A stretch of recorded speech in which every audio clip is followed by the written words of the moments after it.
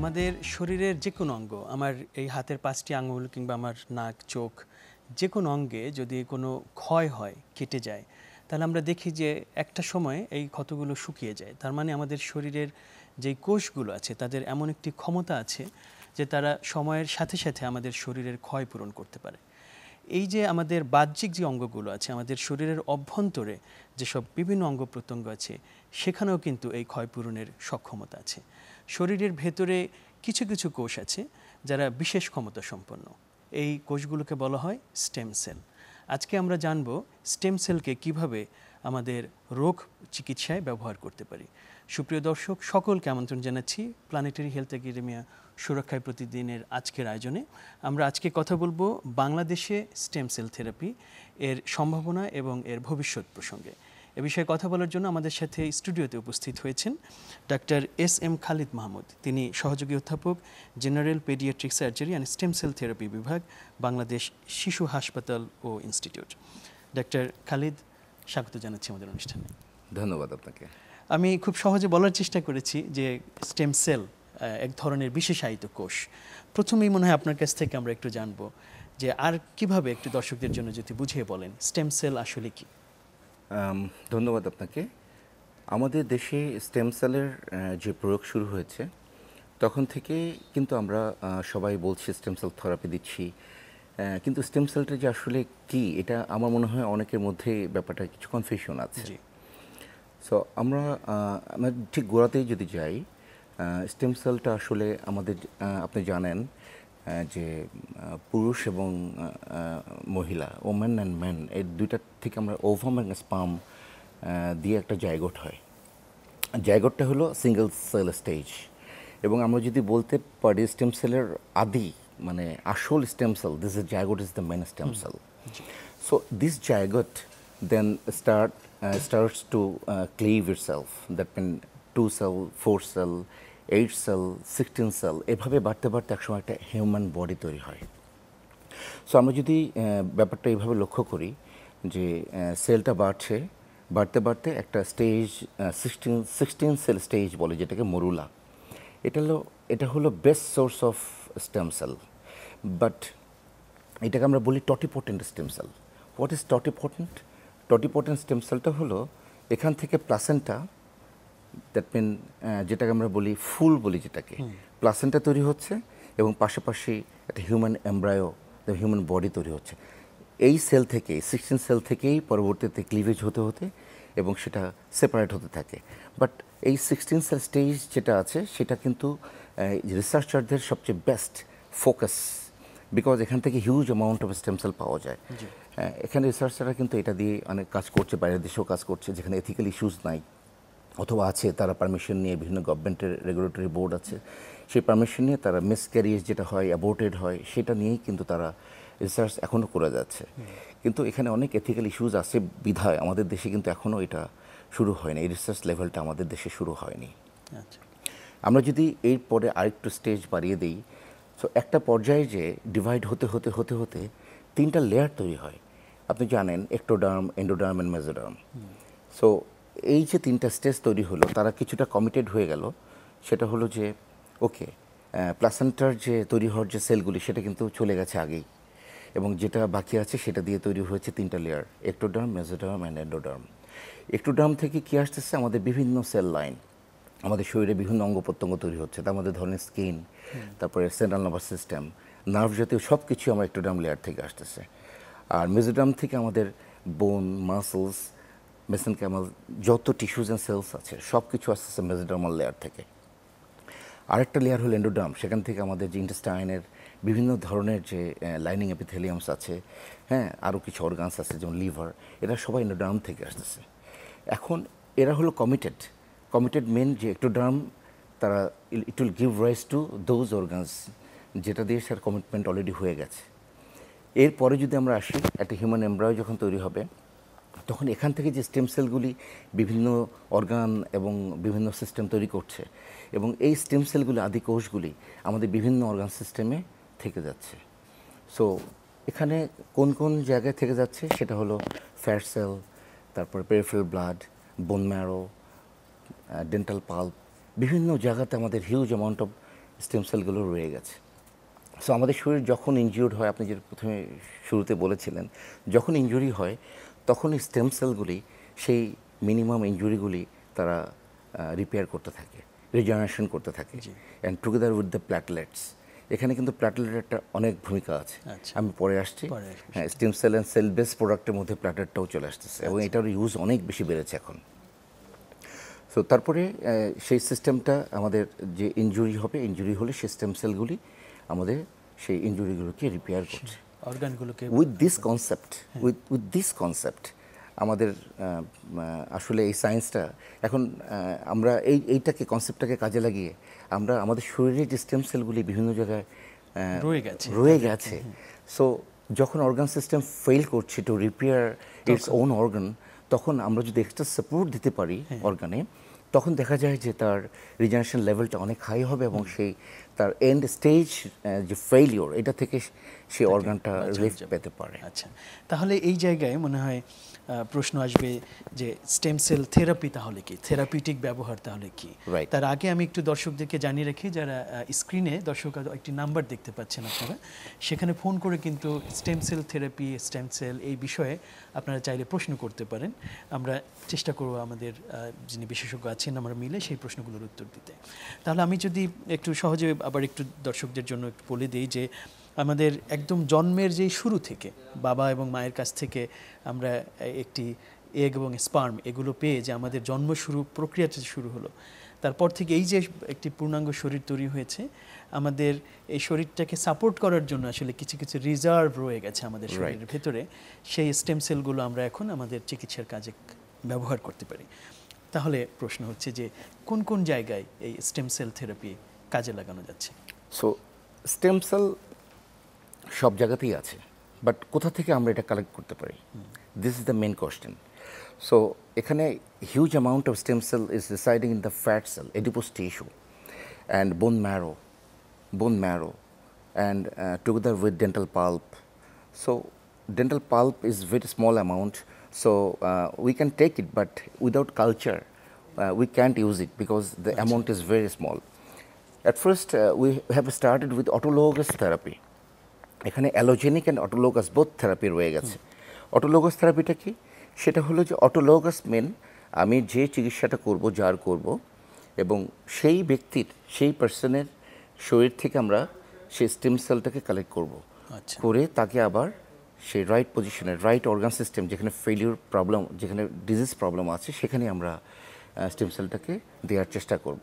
এটা হলো অটোলোগাস, যেখানে কোনো আসলে রিয়াকশন অথবা রিজেকশন অথবা এথিক্যাল কোনো ইস্যুস আসলে থাকছে না। এবং this procedure is performed in the operation theatre, and the same doctor, same physician can do it alone with some help of some instrument. So second issue is allogenic. What is allogenic? যেমন আরেকজনের stem cell আমার শরীরে দেওয়া হবে, অথবা আমারটা আরেকজনকে দেওয়া হবে, this is allogenic. So there is chance of rejection and reaction. তো সেই অ্যালোজেনিক যে আমাদের যে অটোলোগাস স্টেম সেলটা যে আমরা কালেক্ট করছি, এটা আমি যেটা পার্সোনালি, আমরা যেটা আমাদের বাংলাদেশ শিশু হসপিটালে আমরা যেটা করছি ফর লাস্ট 2 years, সেটা হলো অটোলোগাস, এবং আমরা বাচ্চাদের উপরে অ্যাপ্লাই করছি, এবং this is the first institute in Bangladesh যেখানে আমরা স্টেম সেল নিয়ে কাজ করছি পেডিয়াট্রিক এজ গ্রুপের উপরে। আমরা 2022 সালে এটার প্রয়োগ শুরু করেছি, এবং এই পর্যন্ত আমার জানা মতে ইয়েস্টারডে আমার যে ছিল 273 to 274, আমরা 273 পেশেন্ট উপরে আমরা অ্যাপ্লাই করেছি stem cell in different disease condition. Okay, তাহলে এটা একটু জেনে নেই যে কোন কোন অসুখের ক্ষেত্রে এখন, বিশেষ করে বাংলাদেশে আপনারা যে প্র্যাকটিস করছেন, কোন কোন অসুখের ক্ষেত্রে এখন পর্যন্ত স্টেম সেল থেরাপি কাজে লাগাতে পেরেছেন? বেসিক্যালি আমরা আমাদের স্টেম সেল ডিপার্টমেন্ট, আমরা general paediatric surgery and stem cell therapy যে ডিপার্টমেন্ট আছে, আমরা নিউরোলজি এবং হেমাটো-অনকোলজি বোথ ইউনিট নিয়ে আমরা কাজ করছি। আমরা সবাই একসাথেই কাজ করছি, এবং আমরা রিসার্চটা একসাথেই আমরা কার্যক্রমটা পরিচালনা করছি। সো নিউরোলজি ডিপার্টমেন্ট যখন ওরা বিভিন্ন ধরনের ডিসেবল বাচ্চাদের ওরা যখন সর্ট করে, যেমন অটিজম হতে পারে, সেরেব্রাল পালসি হতে পারে, ডুশেনি মাসকুলার ডিস্ট্রফি হতে পারে, অ্যাকিউট স্ট্রোক সিনড্রোম হতে পারে, স্পাইনাল কর্ড ইনজুরি হতে পারে। বিভিন্ন ধরনের কন্ডিশনে ওরা যখন ফিল করে যে এখানে regeneration is not possible with conventional treatment, so we can take help from stem cell stem cell therapy. আমরা একজন দর্শক আমাদেরকে প্রশ্ন করেছেন, আমরা দেখি তার কাছ থেকে প্রশ্নটি নেই। দর্শক, আপনার পরিচয় দিয়ে প্রশ্নটি করুন। নাম মোহাম্মদ শাহিন, আমি চট্টগ্রাম থেকে বলছিলাম। আমার এই পায়ের সার্জারি হয়েছে, আপনার রিপোর্টিং 5টা থেকে গেছে, আর ভিতরে একটা হস্টিং ভেঙে গেছে, এটা একটা অপারেশন হয়েছে চট্টগ্রাম ডেল্টাতে। বাকিটা আমি চিকিৎসা করছে, তারপরে এখন আমার 2 মাস চলে, পা 90 ডিগ্রি আসছে, বাকিটা আসছে না, কিভাবে আসবে? আচ্ছা, ওকে, ঠিক আছে। আমরা যতখানি বুঝতে পেরেছি যে একটা অপারেশন হচ্ছে তার পায়ে, কিন্তু পাটা আসলে সোজা হচ্ছে না সম্পূর্ণভাবে। এই ক্ষেত্রে আসলে কি স্টেম সেল থেরাপির কোনো আমি আসলে ধন্যবাদ আপনাকে। তো আমরা আসলে আমি প্রশ্নটা ভালো বুঝতে পারিনি। তার যে পা সোজা করতে পারছে না, এটার প্রবলেমটা কোথায়? এটা কি কোনো অর্থোপেডিক প্রবলেম, কোনো লিগামেন্ট রিলেটেড প্রবলেম, অথবা কোনো বনি ফ্র্যাকচার হয়েছিল, অথবা কোনো নার্ভাস সিস্টেমের লিগামেন্ট প্রবলেম এটা বলেছি। Ligament problem. So I think any type of ligament injury is very helpful. Stem সেলে খুব ভালো উপকার হয়। আচ্ছা, হ্যাঁ, বিভিন্ন লিগামেন্ট ইনজুরি, টেন্ডন ইনজুরি, এগুলিতে স্টেম সেল খুব ভালো কাজ করে। আচ্ছা, এটা কি আপনাদের এখানে নাকি বাংলাদেশে অন্য কোনো জায়গায়? Because we are dealing with paediatric age group. শুধু আমি শিশুদের ওনার নিয়ে কাজ বয়স করছেন? জানি না, আমরা শুধু শিশু নিয়ে কাজ করছি। অবশ্যই তিনি আপ টু বয়স্ক। 18 years of age, 0 to 18 years আমাদের আসলে পেশেন্ট লিমিট। আচ্ছা। এরপরে যদি ওনার ইয়ার জন্য আমার মনে হয় বাংলাদেশে তো এখন স্টেম সেলের প্রয়োগটা খুবই কম, সবার মধ্যে ছড়িয়ে আছে, বাট ইনস্টিটিউশনালি ওইভাবে সবাই নিতে চাচ্ছে, বাট কনসেপ্টটা এবং টোটাল যে সাপোর্ট, আচ্ছা। এই সাপোর্টটা হয়তো তারা তৈরি করতে পারছে না, বাট আচ্ছা। তারা করতে চাচ্ছে। আপনি যে হসপিটালে কর্মরত আছেন সেখানে স্টেম সেল থেরাপি নিয়ে কাজ হচ্ছে, এবং আপনি বলেছেন যে আমাদের বিশেষ করে অটিজম রিলেটেড যদি প্রবলেম থাকে, মস্তিষ্ক রিলেটেড যদি প্রবলেম থাকে, এবং আমরা অনেকেই জানি যে বিকলাঙ্গ শিশু হচ্ছে, মাসল রিলেটেড প্রবলেম হচ্ছে, তাদের ক্ষেত্রে আপনারা চিকিৎসা দিয়েছেন। আমার মনে হয় দর্শকরা খুবই উৎসাহিত হবে যদি তারা শুনতে পায় যে এটার সাকসেস হিস্ট্রিটা আসলে কেমন, কতখানি সফলতা পেয়েছে যারা এই চিকিৎসা ধন্যবাদ। নিয়েছে তারা। আসলে এটা তো একটা সায়েন্টিফিক ব্যাকগ্রাউন্ড। জি। আমরা যদি স্ট্রেট বলতে চাই যে সাকসেস স্টোরি, সো আমরা কিন্তু এটা অফিসিয়ালি এখনও পাবলিশ করিনি, আমাদের ফলো আপে আছে সবাই। সো আমাদের ফলো আপ টোটাল টাইম আমাদের 2 ইয়ার্স। সো খুব রিসেন্টলি আমরা এটা পাবলিশ করব, তখনই আমি কিন্তু বলতে পারবো যে আমাদের ডেটাটা আমি প্লেস করতে পারবো in front of the Bangladesh people. So তখন অফিসিয়ালি বলা যাবে, বাট আনঅফিসিয়ালি যদি আমি আপনাকে বলি, আমরা তো ভিতরে কাজ করছি, আমরা ফলো আপ নিচ্ছি। তো সেই ক্ষেত্রে আমি যেটা দেখছি, বেশ কিছু অটিজমের বাচ্চা যাদের আই কন্ট্যাক্ট ছিল না, অটিজমে দেখেন আই কন্ট্যাক্টটা কম থাকে, তারা কিন্তু আই কন্ট্যাক্ট, বেশ কিছু বাচ্চার আমাদের আই কন্ট্যাক্ট ফিরে এসছে। অনেক ভায়োলেন্ট থাকে, বিহেভিয়ারাল অ্যাটিটিউড সব দিক থেকে ভায়োলেন্ট থাকে, অনেক জায়গায় দেখা গেছে তার ভায়োলেন্ট অ্যাটিটিউডটা কমে আসছে। অটিজমের বাচ্চারা অংশ হেল্প ছাড়া কাজ করতে পারে না, যেমন তারা টয়লেটে যাবে, তো হেল্প ছাড়া অনেকেই পারে না। আমাদের মধ্যে অনেক অটিজমের বাচ্চা কিন্তু উইদাউট হেল্প, তার বাবা মার কথা এবং তাদের সমস্ত ডকুমেন্টেশন আমাদের সব কিছুই আছে, ফটো, ভিডিও এবং তাদের সমস্ত টাস্ক ফলো আপের মধ্যে আছে আমাদের।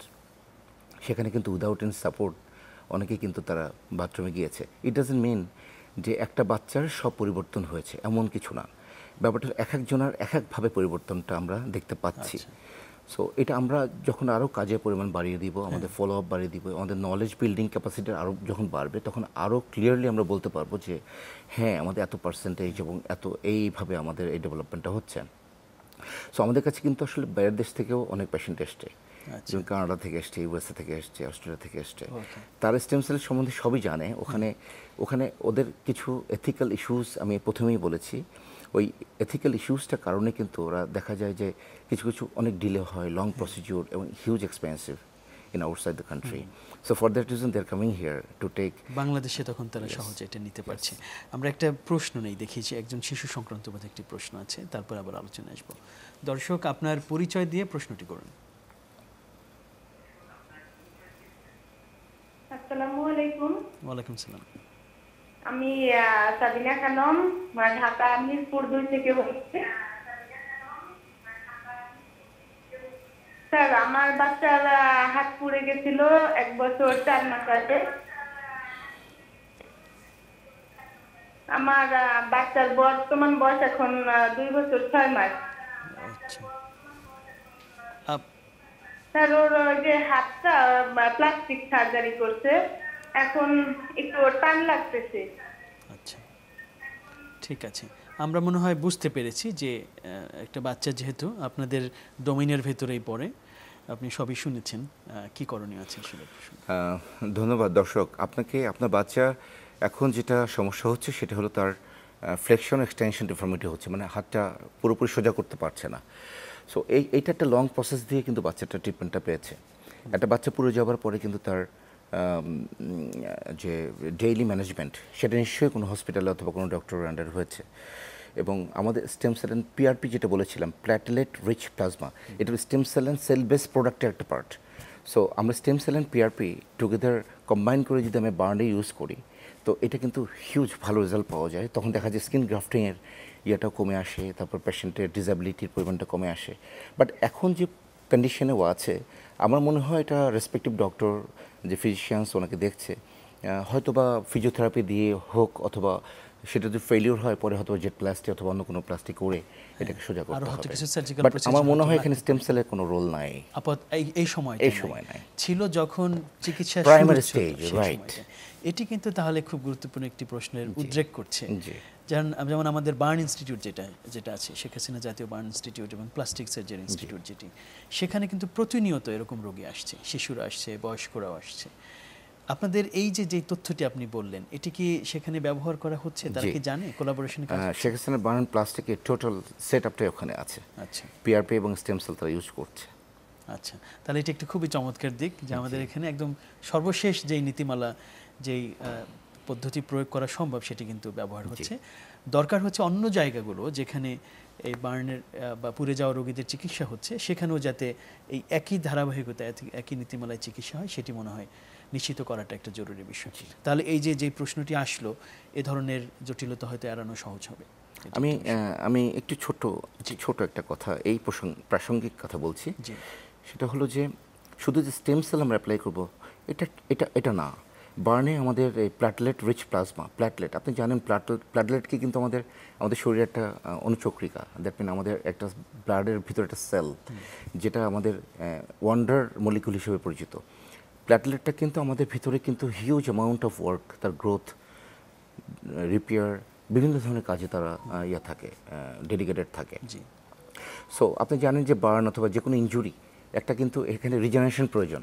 সো এখানে প্ল্যাটলেটে কিন্তু হিউজ রোল আছে রিজেনারেশনের। সো সহজ প্রক্রিয়ায় স্টেম সেলটা একটু হয়তো জটিল প্রক্রিয়া, একটু এক্সপেন্সিভ, বাট প্ল্যাটলেটটা পেতে কিন্তু সহজে পাওয়া সম্ভব। এটা কিন্তু ছোট্ট একটা সেন্ট্রিফিউজ মেশিন, যার দাম 20-25 হাজার টাকা, এবং কিছু কিট, এবং তার পাশাপাশি যিনি সার্জন এই কাজটা করবেন, তার কাজ করতে অন্তত পক্ষে ম্যাক্সিমাম 15 থেকে 20 মিনিট সময় লাগবে। একটা বার্নে পেশেন্ট আসলো, প্ল্যাটলেট রিচ প্লাজমা প্রিপেয়ার করলো এবং সেখানে একটা জেল করে দিল, এবং খুব সহজেই প্ল্যাটলেট কিন্তু ওই জায়গাটাকে রিজেনারেশন রিপেয়ারে হেল্প করবে। চমৎকার একটি বিষয়। আমার মনে হয় যে যারা আজকে দেখলেন, এই কনসেপ্টটা সব জায়গায় ছড়িয়ে দেওয়া উচিত। সেটি এটি আসলে জাতীয় নীতিমালার একটি অংশ হওয়া উচিত। আমি সেই প্রসঙ্গে আসবো, কিন্তু আমাদের সাথে আরো দুজন দর্শক যুক্ত হয়েছেন, দেখি তারা কি প্রশ্ন করেন। দর্শক, আপনার পরিচয় দিয়ে প্রশ্নটি করুন। ওয়ালাইকুম আসসালাম। আমার নাম মোরশেদ উদ্দিন। আপনি কি আমাকে শুনতে পাচ্ছেন? জি, শুনতে পাচ্ছি, আপনি প্রশ্ন করুন। আচ্ছা, আমার ছেলেটির বয়স 15 বছর। আমার ছেলেটির সিস্টিক ফাইব্রোসিস আছে। সিস্টিক ফাইব্রোসিসে কি স্টেম সেল থেরাপি কাজ করে? আচ্ছা, অনেক ধন্যবাদ প্রশ্নটি করার জন্য। আমি যাচ্ছি আরেকটি প্রশ্ন নিয়ে নিই, তারপরে বোধহয় আসি। দর্শক, আপনার পরিচয় দিয়ে প্রশ্নটি করুন। আসসালামু আলাইকুম। ওয়ালাইকুম আসসালাম। আমি কিশোরগঞ্জ তাড়াতাড়ি বলছি, আপনি তাই? জি। আমার বাচ্চার বয়স এখন 21, সে অটিজমে আক্রান্ত। এমনিতে আপনার ফিজিক্যালি সে কোনো সমস্যা নেই, তার ভাষাগত দক্ষতাও ভালো, কিন্তু হচ্ছে কাউন্ট করতে পারে না এবং চিন্তা করে উত্তর দিতে পারে না। ধন্যবাদ। চিকিৎসা আছে কিনা? অনেক ধন্যবাদ। আমার মনে হয় দুটো প্রশ্নের ক্ষেত্রেই আপনি একটু ডক্টর, প্রথম প্রশ্নটা আমাকে একটু মনে। প্রথম প্রশ্নটি ছিল সিস্টিক ফিব্রোসিস, 15 বছর বয়স। সিস্টিক ফিব্রোসিস স্টেম সেলের একটা রোল আছে, এখানে আমরা এখনও অ্যাপ্লাই করা শুরু করিনি, বাট বিভিন্ন জার্নাল, বিভিন্ন বাইরে কান্ট্রিতে সিস্টিক ফাইব্রোসিসে স্টেম সেল ব্যবহার করছে। আমরা কিন্তু আমরা অলরেডি আমাদের ইনস্টিটিউশনে আমরা কথা বলা শুরু করেছি সিস্টিক ফাইব্রোসিসে আমাদের কীভাবে আমরা হেল্প করতে পারি। আচ্ছা, এটা নিয়ে আমাদের কাজ চলছে। আচ্ছা, তাহলে ও 18 বছর পর্যন্ত কিন্তু আপনারা চিকিৎসা দিচ্ছেন। জি, আশা করি যে খুব দ্রুত করবেন, এবং যে দর্শক প্রশ্নটি করলেন, বয়স 15 বছর এখন শিশুটির, আশা করি সে আপনাদের কোনো না কোনো সুযোগ নিতে পারবে। এর পরের প্রশ্নটি, অটিজমে আক্রান্ত একটি শিশু, বয়স কত বললেন? 12 মাস, 20 মাস বলে 20 মাস, কিছু এরকম। 1.5 বছর বয়স। 1.5 বছরে এই সময় আসলে কথা বলা, পরিপূর্ণতা আসতে সময় লাগবে আরও। তো আমার মনে হয় আরও কিছুদিন ওয়েট করা দরকার। 2 বছর, অ্যারাউন্ড 2 ইয়ার্স আমার নিউরোলজি অ্যাসেসমেন্ট করে তার ডায়াগনোসিসকে কনফার্ম করতে হবে আগে। অটিজমে আক্রান্ত কোন স্টেজে আছে, কতটুকু আক্রান্ত, এটা আমাদের জানতে হবে। এই আর্লি এজে আমরা স্টেম সেলটা আমরা দিব না, এটা আরও অ্যাসেসমেন্ট লাগবে। এবং এখানে অ্যাডোস আছে, অ্যাডোস করতে হবে, তার ফাংশনাল সমস্ত টেস্টিং করতে হবে, করে তারপরে নিউরোলজির অ্যাসেসমেন্টের পরেই আমরা এটা করতে পারবো। হ্যাঁ, আপনি অবশ্যই দর্শক, আপনার বাচ্চা যে আক্রান্ত আছেন, আপনি অবশ্যই আমাদের পেশেন্ট হতে পারবেন। আপনি আমাদের হসপিটালে অবশ্যই আমাদের সাথে যোগাযোগ করবেন, ইনশাল্লাহ দেখি আপনাকে কতটা সাহায্য করা যায়। সেটি চিকিৎসা পরে হলেও সে কিন্তু ইতিমধ্যে আপনাদের এখানে আসার একটি সব ক্রাইটেরিয়া তার আছে, শিশু এবং অটিজম রিলেটেড একটি অসুবিধা আছে, সুতরাং আপনাদের অধীনে চলে আসুক। আমরা যে ফিল্ড নিয়ে কাজ করছি সেই ফিল্ডে এই বাচ্চার ট্রিটমেন্টটা সেই ফিল্ডে পড়ে সেটি, সুতরাং দর্শকের জন্য এটি নিশ্চয়ই একটা আশার কথা যে আপনাদের সুবিধা নিতে পারবেন। এখন প্রশ্ন হচ্ছে যে এই যে ঢাকা শিশু হসপিটাল, যেটি আপনাদের একটা মাত্র ইনস্টিটিউট, বাংলাদেশ শিশু হসপিটাল, আগে ঢাকা শিশু হসপিটাল ছিল, এখন চেঞ্জ হয়েছে, বাংলাদেশ শিশু হসপিটাল এবং ইনস্টিটিউট আমরা বলছি। এই যে ইনস্টিটিউটে যে সক্ষমতাটা তৈরি হয়েছে, আমরা একটু আগেও বলছি যে সক্ষমতাটা শুধু এখানে থাকলে হবে না, আরও সব জায়গায় এই তথ্য প্রযুক্তি সব কিছুই, নলেজ সব কিছুই ছড়িয়ে দেওয়া দরকার। আর কতখানি আপনারা এগুতে পেরেছেন এই তথ্যগুলো ছড়িয়ে দেওয়ার ক্ষেত্রে, আর কোন জায়গায় আর একটু কাজ করলে আরও বেশি জায়গায় আরও বেশি এক্সপার্টিস তৈরি হবে, যাতে মানুষজন, দূরবর্তী মানুষজন যাতে উপকৃত হয়? আমাদের বাংলাদেশ শিশু হসপিটালের ওয়েবসাইট আছে, ওয়েবসাইটে কিন্তু অলরেডি আমরা পাবলিশ করেছি। এটা নিশ্চয়ই বাংলাদেশের বিভিন্ন প্রান্ত থেকে এই ওয়েবসাইট ফলো করলে আমাদের এই চিকিৎসা আওতায় আসা সম্ভব।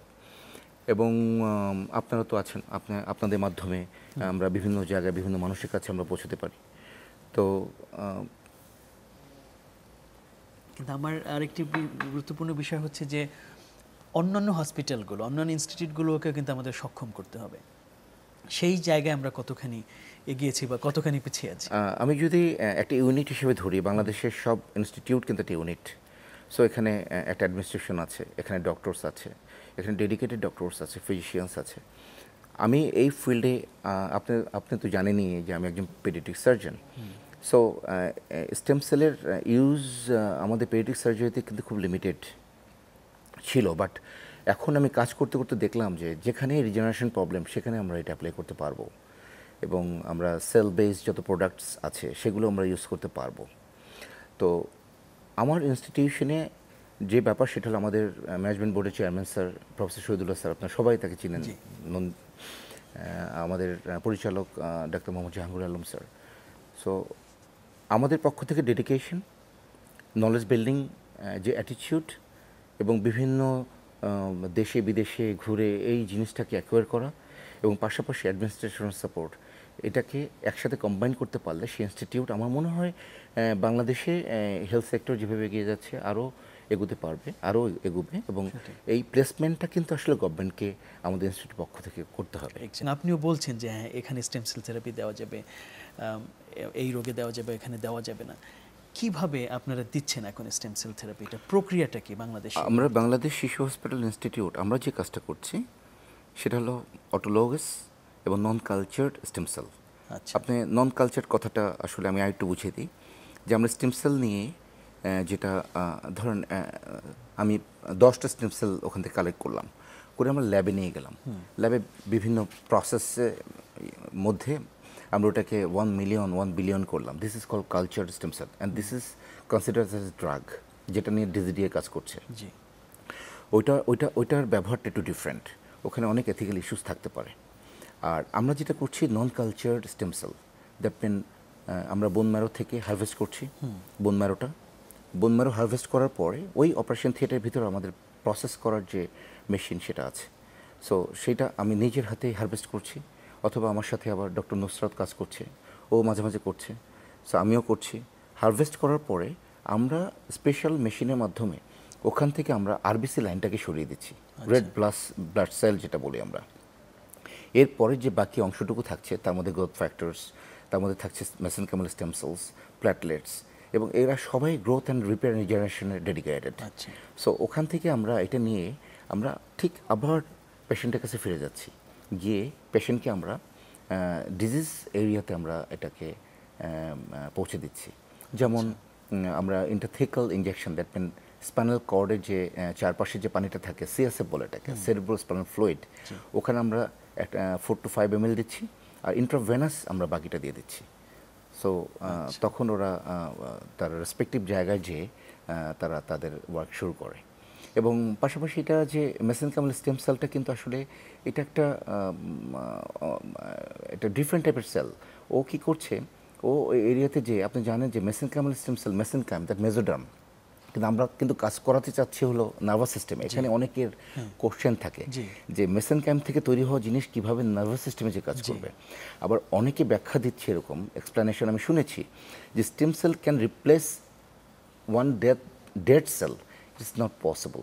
যে সেলটা মরে যাচ্ছে সে সেল কিন্তু কখনোই আর জেগে উঠবে না। Stem cell can hold the process, যে ডিজেনারেটিভ প্রসেস চলছিল এটাকে হল করার ক্যাপাবিলিটি মেসেনকাইমাল স্টেম সেলের আছে। এবং সে ওই অর্গান সিস্টেমে যে কাজ করার জন্য যে এনভায়রনমেন্ট নষ্ট হয়েছে, সেই এনভায়রনমেন্টটাকে ফিরিয়ে দেওয়ার জন্য মেসেনকাইমাল সেলটা খুব ভালো ডেডিকেটেড হতে কাজ করছে। আচ্ছা, আরেকটা জিনিস সেটা হলো যে রিসেন্টলি একটা রিসার্চে প্রুভড রিসার্চ এবং জার্নালে অলরেডি পাবলিশড, এবং সেটা বিভিন্ন অর্গান সিস্টেমে কিছু স্মল সেল থাকে ডরমেন্ট, যার ক্যারেক্টারটা বোঝা যায় না। মেসেনকাইমাল সেল কী করে, ওটাকে বুস্ট করে, এবং সে কিন্তু ডিফারেন্ট সেল লাইনে সে কাজ করতে থাকে তখন।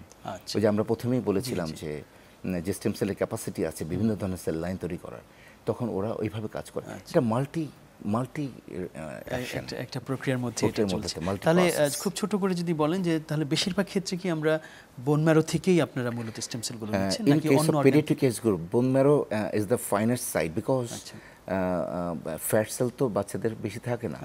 সো বড়দের ক্ষেত্রে, যে অ্যাডাল্ট পেশেন্টদের ক্ষেত্রে কিন্তু আসলে বোন marrow is not the source of stem sell. সেখানে ফ্যাট সেল থেকে স্টেম সেলটা কালেক্ট করতে হবে, এবং আমরা এসভিএফ তৈরি করি, যেটা হলো স্টোমাল ভাস্কুলার ফ্র্যাকশন, ওইটা আমরা দিয়ে থাকি। আচ্ছা, এবং ভেরি পপুলার।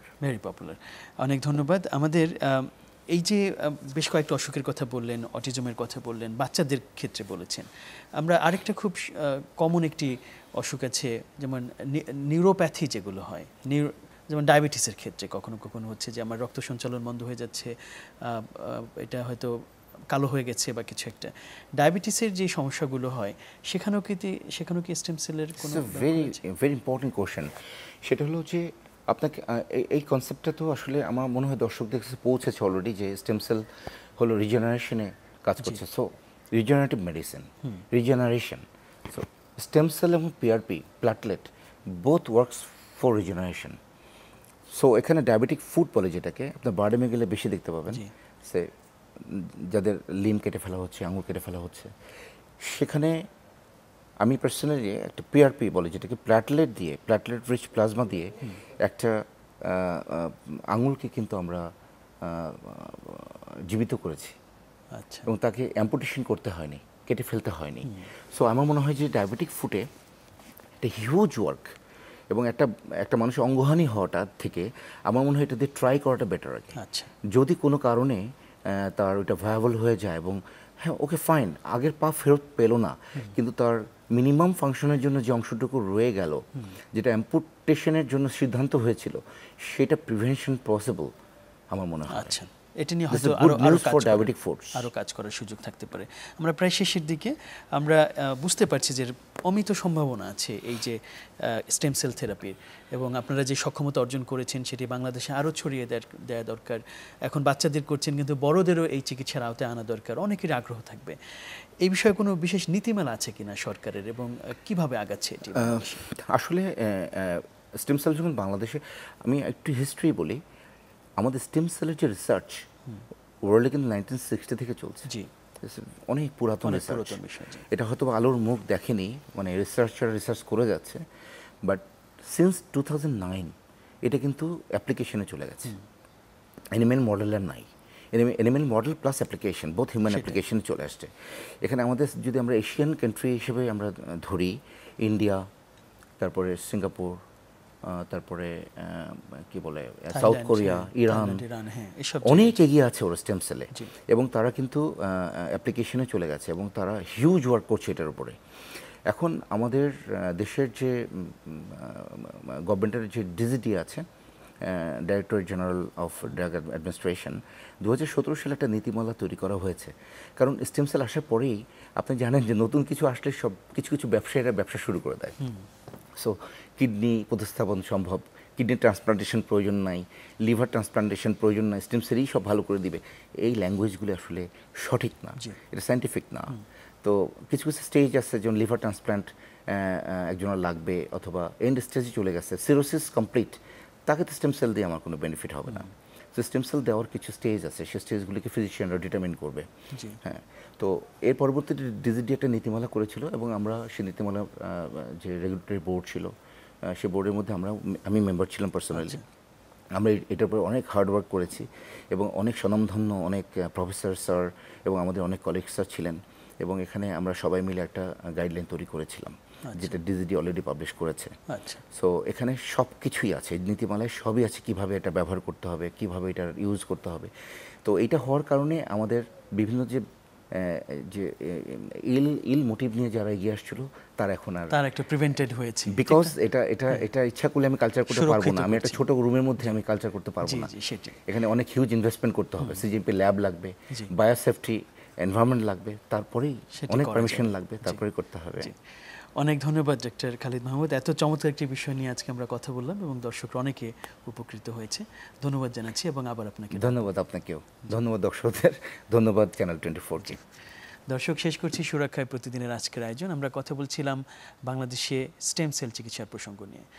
আন্তর্জাতিকভাবে বিভিন্ন দেশেই কিন্তু স্টেম সেল থেরাপি অনেক সাকসেসের সাথে ব্যবহৃত হচ্ছে, অনেক সফল উদাহরণ তৈরি হয়েছে। বাংলাদেশেও কিন্তু আমরা দেখছি যে বিশেষ করে শিশুদের যেই নানান রকম রোগ ব্যাধি আছে, সেখানে স্টেম সেলের সফল ব্যবহার হয়েছে।